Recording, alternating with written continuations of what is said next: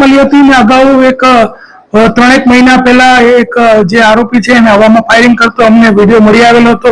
તો એના અનુસંધાને અમારી ટીમ સતત વોચમાં હતી. દરમિયાન એક આરોપી જે છે દીપક કુટેકર કે જે સૂર્યા મરાઠી ગેંગનો છે એ ગઈકાલે પિસ્ટલ સાથે પકડાઈ ગયો છે, જેની કિંમત 35,000 છે.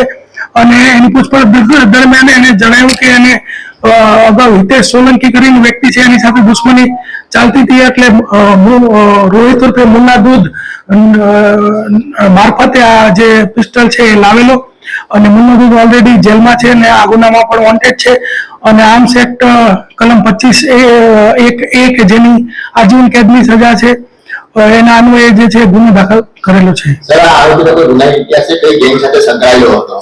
આ આરોપી જે છે સૂર્યા મરાઠી ગેંગ સાથે સંકળાયેલો આરોપી છે અને ટોટલ અત્યાર સુધીમાં 21 ગુના છે. 4 વખત એની પાછા થયેલી છે અને 1 વખત તડીપાર થયેલો છે. અને આ ગુનાઓમાં મુખ્યત્વે એટ્રોસિટી, રાયોટિંગ, ફાયરિંગ, મારામારી, ખૂનની કોશિશ અને એનડીપીએસ ના ગુનાઓ દાખલ થયેલા છે. એને હિતેશ સોલંકી કરીને એક વ્યક્તિ જે છે એની સાથે દુશ્મની ચાલતી હતી, એટલે એના બચાવવા માટે આ પિસ્તોલ રાખતો હતો. એ તપાસ અત્યારે અમારી ચાલુ છે કે હિતેશ સોલંકી કોણ છે.